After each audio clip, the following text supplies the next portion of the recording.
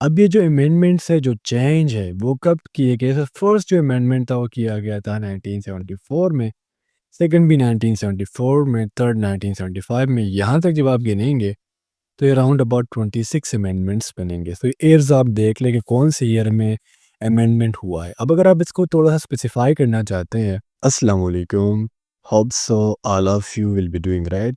आज की इस वीडियो में इंशाल्लाह हम PMA 157 test experience of 10th November 2025 को डिटेल्स के साथ कवर करेंगे। वीडियो को स्टार्ट करने से पहले आप लोगों के लिए एक छोटी सी अनाउंसमेंट है।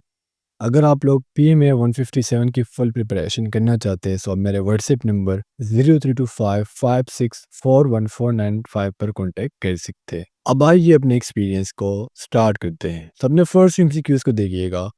वर्ल्ड वॉर टू वो started in which year? So जितने भी जंग लड़े गए हैं हिस्ट्री में, specifically world war, like world war one and world war two, इनको थोड़ा सा डिटेल से पढ़ लीजिएगा। इनमें कौन से लाइट पावर्स है, कौन से एक्सिस पावर्स है, तो ये पढ़ना थोड़े से ज़रूरी है बिकॉज इसमें जो कंट्रीज़ है बाज़ औक़ात इसके बारे में एमसीक्यूज़ आ जाता है।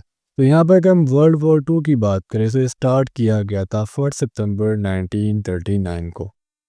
और ये स्टार्ट किसने किया था? तो वो था एडोल्फ हिटलर। एडोल्फ हिटलर ने क्या किया? पोलैंड के ऊपर हमला किया। उसके बाद वर्ल्ड वॉर टू स्टार्ट हो गया। जब इसने पोलैंड पर हमला किया तो इसके साथ इटली भी आ गया अलाइड में।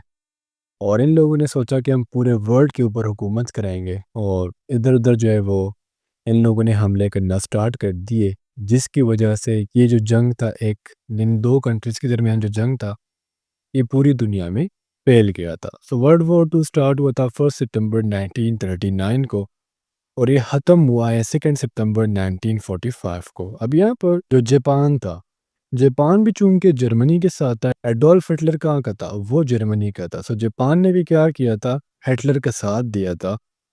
सो 1945 यानी वर्ल्ड वॉर टू के ख़त्म होने से पहले जो यूएसए है, जो अमेरिका है, इसने जापान की टू सिटीज़ पर नागासाकी और एक है हिरोशिमा, इसके ऊपर अटैक किया था।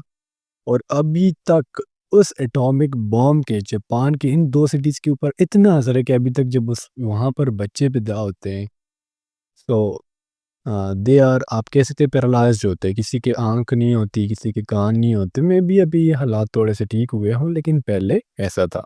और जिस तरह मैंने पहले बताया कि इसने स्टार्ट किया था, सो बंदा था Adolf Hitler. MCQ number 2 is in world war two which country first allied with Germany? Allied का मतलब होता है जिसने कोऑपरेशन किया हो जर्मनी के साथ। तो फर्स्ट कंट्री जिस तरह मैंने पहले बताया वो था इटली।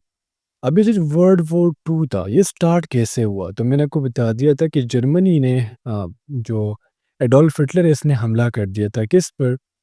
पोलैंड के ऊपर। सो पोलैंड से जंग फिर स्प्रेड होती गई, जर्मनी के साथ कुछ मुल्क अटैच हो गए तो कुछ पोलैंड की साइड पे। इसमें आपको दो पावर्स मिलेंगे, एक था एलाइड पावर, एक था एक्सेस पावर। एलाइड पावर में कौन कौन से थे? USA, China, Soviet union, France and UK. यानी आप यहाँ से अंदाजा लगा सकते हैं कि जो कंट्रीज थी ये हिटलर के खिलाफ थी। और एक्सेस पावर्स में कौन थे? एक थी इटली, जर्मनी एंड जापान। सबसे पहले जंग किसने स्टार्ट किया था? जर्मनी। फिर इसके साथ एलाइड में आगे इटली 2 नंबर पर, और तीसरे नंबर पर आ गए थे जापान। तो दैट्स व्हाई जब जापान ने जर्मनी के साथ दिया तो यूएसए ने क्या कर लिया? जापान के ऊपर 2 एटॉमिक बॉम्ब गिराए थे। एक था मेरे ख्याल से एक फैट मैन था, और एक और भी था जिस टाइम मेरे ज़हन में नहीं आ रहा था, और एक मेरे ख्याल से फैट बॉय था, आई थिंक सो। ये आप अपने लिए कंफर्म कर लीजिएगा। And skew number 3 is after how many years Pakistan got his first constitution? देखिए, पाकिस्तान भारत वजूद में कब आया है? 1947 में। और इनको अपना फर्स्ट कॉन्स्टिट्यूशन मिला था 1956 में। सो ये अराउंड अबाउट 9 इयर्स बनते हैं। अगर हम स्पेसिफिक डेट की बात करें जब पाकिस्तान को अपना पहला कॉन्स्टिट्यूशन मिला, सो वो था 23 मार्च 1956। फिर 1956 के कॉन्स्टिट्यूशन को ख़त्म किया गया और 1962 में सेकंड कॉन्स्टिट्यूशन बनाया गया। फिर 1962 के कॉन्स्टिट्यूशन को ख़त्म करके बनाया गया था 1973 का कॉन्स्टिट्यूशन, और अभी तक हमारे मुल्क में कौन सा आइन है? वो है 1973। MCQ number 4 is where the famous golden bridge was located? So golden bridge के बारे में पूछा गया था, सो ये लोकेटेड है San Francisco. MCQ number 5 is the name Muhammad सल्लल्लाहु अलैहि वसल्लम was mention how many times in holy Quran? तो होली कुरान को आपने बहुत डिटेल से स्टडी करना है। लाइक होली कुरान में सबसे पहले पारा देख ले कितने हैं? 30।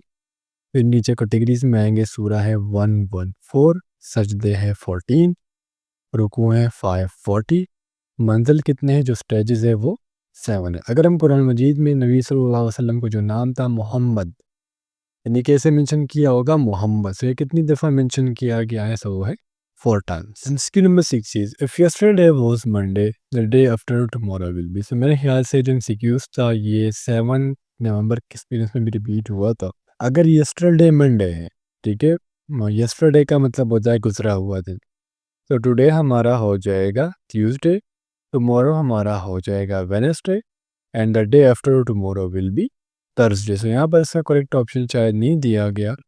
आपने क्या लिख लेना है, आपने लिख लेना है थर्सडे, तो यहाँ पर हो जाएगा Thursday. And skill number 7 is Pakistan and India. यहाँ पर मैं बॉर्डर भूल गया हूँ, ठीक है, ये कौन सा एग्रीमेंट की बात की जा रही है, बॉर्डर एग्रीमेंट के बारे में बात की जा रही है। सो पाकिस्तान और इंडिया के दरमियान जो बॉर्डर एग्रीमेंट है वो साइन किया गया था 10 जनवरी 1960 को। और ये साइन किसने किया था, जो फील्ड मार्शल थे अयूब खान, ये उसने साइन किया था।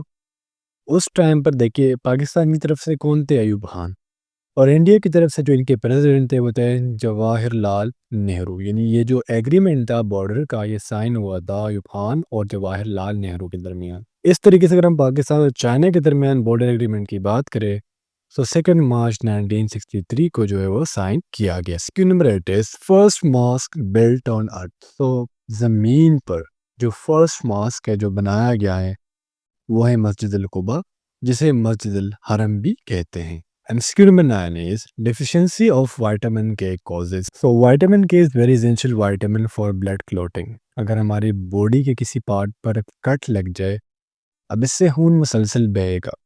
अब इस खून को रोकने के लिए हमारे बॉडी को जिस विटामिन की ज़रूरत है वो है विटामिन के। अगर विटामिन के नहीं होगा तो इससे हीमोफीलिया का आगाज़ होगा। हीमोफीलिया क्या है, ब्लड इसमें कॉन्टीन्यूसली जो है वो बहता रहता है यहाँ तक कि इंसान की डेथ हो जाती है। इस तरह अगर हम विटामिन ए की डिफिशियंसी की बात करें तो वो नाइट ब्लाइंडनेस कॉज करता है, और अगर हम विटामिन डी की बात करें तो वो रिकेट्स को कॉज करता है। Number 10 is first amendment in Pakistan constitution takes place in. यहाँ पर बेसिकली बात की जा रही है 1973 के कॉन्स्टिट्यूशन के बारे में। 1973 का कॉन्स्टिट्यूशन अभी तक पाकिस्तान में चल रहा है और इसमें अभी तक 26 तरामीम 26 चेंजेस किए गए हैं, और अभी इन लोगों ने 27वां तरामीम जो है वो असम्बली को पेश किया है और कह रहे हैं कि बहुत जल्द 1973 के कॉन्स्टिट्यूशन में 27वीं तरमीम भी किया जाएगा। अब ये जो अमेंडमेंट्स है, जो चेंज है, वो कब किए गए थे? फर्स्ट जो अमेंडमेंट था वो किया गया था 1974 में, सेकंड भी 1974 में, थर्ड 1975 में। यहाँ तक जब आप गिनेंगे तो ये अराउंड अबाउट 26 अमेंडमेंट्स बनेंगे। तो ईयर्स आप देख लें कि कौन से ईयर में अमेंडमेंट हुआ है। अब अगर आप इसको थोड़ा सा स्पेसिफाई करना चाहते हैं तो आप गूगल पर लिख ले total amendments takes place in Pakistan 1973 constitution with specific dates. वहाँ पर डेट भी आ जाएंगे और ईयर भी आ जाएंगे। नेम ऑफ पाकिस्तान वो सजेस्टेड बाय, जो पाकिस्तान नेम है जो अभी आप देख रहे हो पाकिस्तान, ये सजेस्ट किया था चौधरी रहमत अली ने। और इस तरह अगर हम पाकिस्तान के फर्स्ट प्राइम मिनिस्टर की बात करें तो लियाकत अली खान, जिसे शहीद मिल्लत कहा जाता है। और पाकिस्तान के जो फर्स्ट गवर्नर जनरल थे वो थे कायद आज़म मोहम्मद अली जिन्ना, जिसे हम बाबाए कौम भी कहते हैं। इसकी number 12 is world war two was started in. तो वर्ल्ड वॉर टू स्टार्ट हुआ है 1914 से लेके 1948 तक, यानी स्टार्ट हुआ था 1914 में, एंड हुआ है 1918 में। वर्ल्ड वॉर टू स्टार्ट हुआ है ये 1039 नहीं है, ठीक है, ये है 1939 और एंड हुआ है 1945 में। And skill number 13 is largest continent by area. So अगर हम एरिया और पॉपुलेशन दोनों की बात करें तो लार्जेस्ट कॉन्टिनेंट कौन सा है, वो है एशिया। यहाँ पर आप एशिया के एरिया का और इसकी पॉपुलेशन का अंदाज़ा लगा सकते हैं। यहाँ पर सबसे ज़्यादा पॉपुलेट कंट्रीज है, जैसे अगर हम इंडिया की बात करें, चाइना की बात करें, पाकिस्तान की बात करें, तीनों की तरह एशिया में और इनकी आबादी सबसे ज़्यादा है। So Asia is the largest continent both by area as well as population. अगर हम सेकंड लार्जेस्ट की बात करें तो वो है अफ्रीका।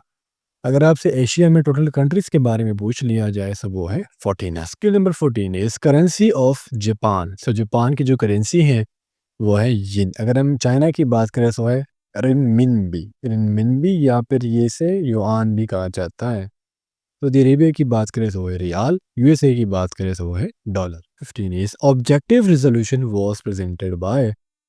ऑब्जेक्टिव रेजोल्यूशन जिसे उर्दू में करारदाद मकासद कहते हैं, इसे पेश किया था नेशनल असम्बली में लियाकत अली खान ने और डेट थी 12 मार्च 1940। MCQ number 16 is who wrote Pakistan the heart of Asia. ये एक बुक है Pakistan the heart of Asia और इसे लिखा था लियाकत अली खान ने। इस तरह पूछा जाता जावेद नामा के बारे में, जावेद नामा को लिखा था अल्लामा इकबाल ने।